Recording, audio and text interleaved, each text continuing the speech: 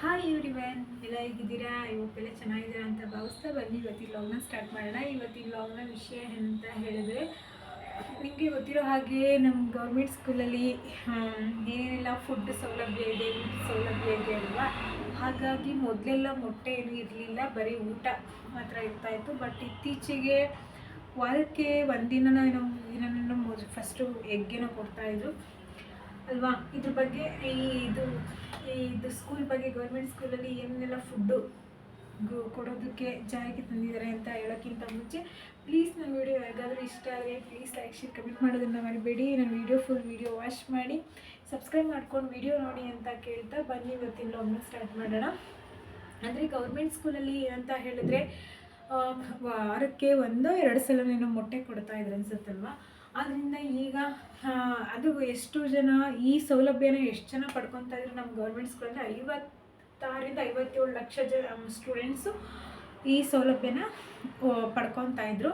ಆದರೆ ಈಗ ಏನಾಗಿದೆ ಅಂತ ಹೇಳಿದ್ರೆ, ಅದು ಫ್ರೇಮ್ ಜಿ ಅನ್ನೋ ಫೌಂಡೇಶನಿಂದ ಏನಾಗಿದೆ ಅಂತ ಹೇಳಿದ್ರೆ, ಅವರು ಈ ಮಕ್ಕಳಿಗೆ ಒಂದಿನ ಅಲ್ಲ, ವಾರದಲ್ಲಿ 6 ದಿನವೂ ಸಹ ಯಜ್ಞ ಕೊಡಬೇಕು ಅಂತ, ಮಕ್ಕಳಿಗೆ ಯಜ್ಞ ಒದಗಿಸ್ಬೇಕಂತ ಫೌಂಡೇಶನ್ನವರು ಇದಕ್ಕೆ ಸಪೋರ್ಟಿವ್ ಆಗಿ ನಿಂತಿದ್ದಾರೆ. ಬೆನ್ನೆಲುಬಾಗಿ ನಿಂತ್ಕೊಂಡು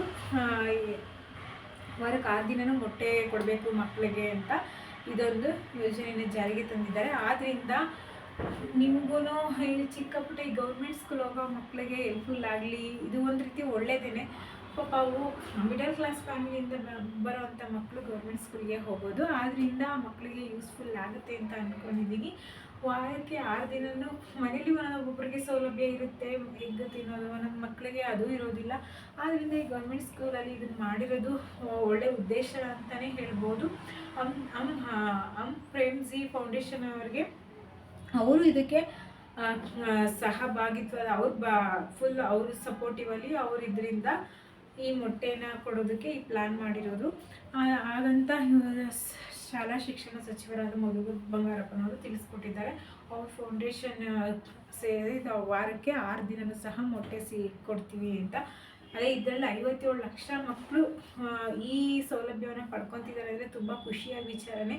ಯಾಕೆಂದರೆ ಅವ್ರಿಗೂ ಎಷ್ಟೋ ಬಡವ್ರ ಮಕ್ಕಳು, ಎಷ್ಟೋ ಮಿಡಲ್ ಕ್ಲಾಸ್ ಫ್ಯಾಮಿಲಿ ಮಕ್ಳಿಗೂ ಏನೋ ಒಂದು ಚಿಕ್ಕ ಪುಟ್ಟ ಅವಕ್ಕೊಂದು ಪ್ರೋಟೀನ್ಸ್, ವಿಟಮಿನ್ಸ್ ಇದ್ರ ಮೂಲಕ ಅವಕ್ಕೂ ಒಂದು ಒಳ್ಳೆಯ ರೀತಿಯಲ್ಲಿ ಸಿಗುತ್ತೆ ಅಂತ ಇದನ್ನು ಕೇಳ್ಕೊತೀವಿ. ಬಟ್ ಕೊಡ್ತಾರೆ. ಇದನ್ನು ಒಂದು ಲೋ ಕ್ವಾಲಿಟಿಲಿ ಕೊಡೋಕ್ಕಿಂತ ಕೊಡ್ತಾರಲ್ವ, ಲೋ ಕ್ವಾಲಿಟಿ, ಒಂದು ಹೈ ಕ್ವಾಲಿಟಿ, ಏನೇ ಒಂದು ಎಗ್ಗೆ ಆಗಲಿ, ಒಂದು ಊಟನೇ ಆಗಲಿ, ಅದನ್ನು ಒಂದು ಒಳ್ಳೆ ಇದರಲ್ಲಿ ಕೊಡಲಿ ಅಂತ ನಾನು ಕೇಳ್ಕೊತೀನಿ.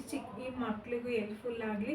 ಬಟ್ ಫ್ರೀಯಾಗಿ ಕೊಡ್ತೀವಿ ಅಂತ ಹೇಳಿ ಹೆಂಗೆಂಗೋ ಅದನ್ನು ಲೋ ಕ್ವಾಲಿಟಿ ಚೆನ್ನಾಗಿಲ್ಲದೆ ಇರೋದು ಕೊಡೋದು, ಇದೆಲ್ಲ ಬೇಡ ಪ್ಲೀಸ್. ಅದರಿಂದ ಇದು ಒಂದು ರೀತಿ ಕೊಡ್ತಾ ಒಂದು ಒಳ್ಳೆ ಕ್ವಾಲಿಟಿದು ಮಕ್ಕಳಿಗೆ ಅದು ಸರಿಯಾಗಿ ಕೊಟ್ಟಿದ ತಕ್ಕನಾಗಿ ಅವುಗಳಿಗೆ ಒಂದು ಬಾಡಿಗೆ ವಿಟಮಿನ್ ಆಗಲಿ, ಪ್ರೋಟೀನ್ಸ್ ಆಗಲಿ ಇದನ್ನು ಸಿಗಲಿ ಅಂತ ನಾನು ಕೇಳ್ಕೊತೀನಿ. ಆದ್ದರಿಂದ ಪ್ಲೀಸ್ ಈ ಸೌಲಭ್ಯನ ಎಲ್ಲ ನೀವು ಪಡ್ಕೊತೀರಾ ಮುಂದಿನ ದಿನಗಳಲ್ಲಿ.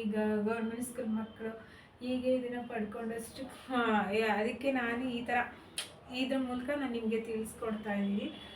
ಹೀಗೆ ಮಕ್ಕಳಿಗೆ ಹೆಲ್ಪ್ಫುಲ್ ಆಗಲಿ.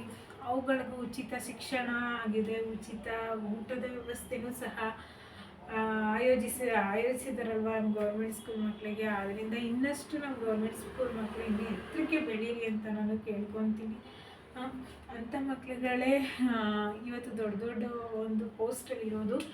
ಆದ್ದರಿಂದ ನಾನು ಸಹ ಗೌರ್ಮೆಂಟ್ ಸ್ಕೂಲಲ್ಲೇ ಓದಿರೋದು, ಆದ್ದರಿಂದ ನನಗೂ ಹೆಮ್ಮೆ ಇದೆ. ಆದ್ದರಿಂದ ಎಲ್ಲ ಮಕ್ಕಳಿಗೂ ಇದು ಹೆಲ್ಪ್ಫುಲ್ ಆಗುತ್ತೆ. ಗೌರ್ಮೆಂಟ್ ಸ್ಕೂಲ್ ಮಕ್ಕಳಿಗೆ ಹೆಲ್ಪ್ ಆಗುತ್ತೆ ಅಂದರೆ ನನಗೂ ಖುಷಿನೇ.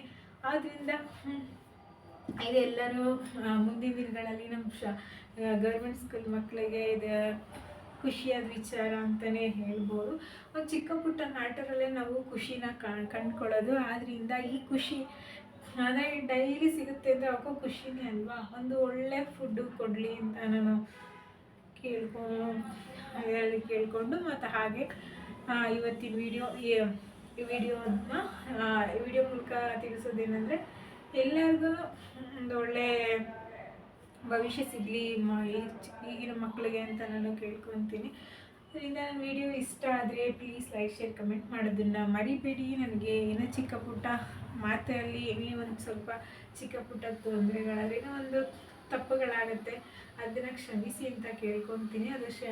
ಆದ್ದರಿಂದ ಪ್ಲೀಸ್ ನನಗೆ ಸಪೋರ್ಟ್ ಮಾಡಿ, ನನ್ನ ಚಾನಲ್ನ ಬೆಳೆಸಿ ಅಂತ ನಾನು ಕೇಳಿಕೊಂಡು ವಿಡಿಯೋನ ಇಲ್ಲಿಗೆ ಎಂಡ್ ಮಾಡ್ತೀನಿ. Bye guys, bye take care.